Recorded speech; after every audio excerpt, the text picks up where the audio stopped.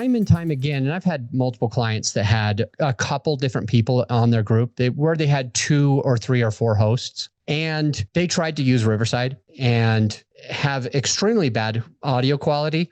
And one of the reasons why is there's this echo thing that happens a lot of times when you have 2 or 3 or 4 different people on. It can be very challenging. Whereas for some weird reason, and oftentimes, even if everybody's wearing headphones, which the headphones typically help to make sure that you're not going to have that echo, that reverb, that recycling in where one person's voice somehow gets in and repeats itself. And it doesn't sound good at all. So Riverside's like, oh yeah, we have these huge audio files. And because we have these giant audio files that are a lot of memory and a lot of time, that's a benefit, they'll say, but it's not always perfect. Now they've definitely moved on. They're not using it anymore.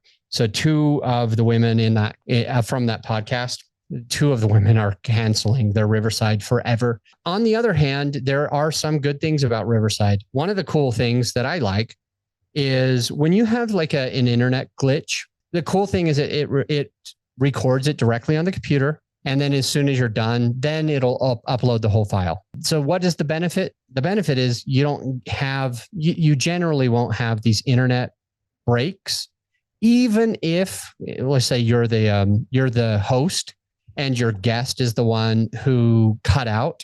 On a lot of the other platforms, that cutout will be part of the recording. But when you're using Riverside, that pause, that silence, that internet lag ends up being recorded in better quality than even you as the host heard your guest, because they were recording directly to their computer locally, and then it was uploaded. What's another con to using Riverside? Well, going back to these same 4 women that have a great podcast, we've been working with them to launch a podcast, and one of the ladies ended up having an appointment that she needed to jump off a little bit early.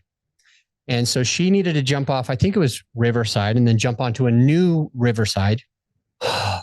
This was a frustrating mistake that happens really only on Riverside. You have to stay logged into Riverside until maybe about a minute, give or take. It could be a few seconds. It could be 5-10 minutes. But usually you have to stay on for about a minute after you record. And after that full minute-ish or 30 seconds or 10 minutes ends up happening, then your file gets uploaded.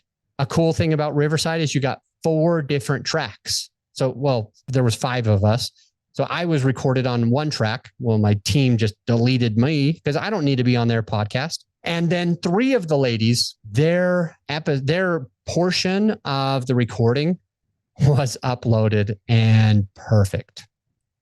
But this one lady who had to go to another meeting and she logged off early, what do you think happened? All of her audio never went to the cloud. So if your guest, or if you forget, or if your internet goes out while you're recording Riverside, and you've got to reset your computer, or your guest has to reset their computer, you completely lose everything because it was recording locally. But as soon as you logged out, got kicked out, internet went down, computer shut off because of an update, your whole file's gone. We had to record everything again. What's another drawback for Riverside is that your only options when using Riverside and trying to schedule these events, these interviews with other people, your only real possibilities or options are A, you've got to always give somebody your personal link. If somebody really wanted to mess with you, they could give your personal link to a lot of different people, and they could be jumping in your personal link all the time. And that could get real frustrating. And it has been frustrating for me in the past. So there's pros, there's cons. It is absolutely the best quality of all of these platforms that I know of, but it isn't perfect.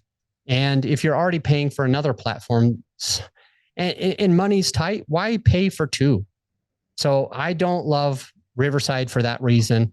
If it was able to integrate with my calendar, I would probably be very open to it. If Riverside didn't have that issue that you've got to make sure that everybody stays on after you're done recording, even if they've got a meeting, if it wasn't possible for somebody to have an update on their computer and then you completely lose the whole thing, if those problems didn't happen with Riverside, I would probably be more advocate for it.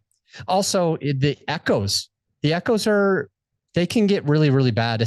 And it especially happens when you have multiple people. If you've got two people, you're probably going to be safe. But if you have 3 or 4 or 5 people, you're going to get this echo that is terrible.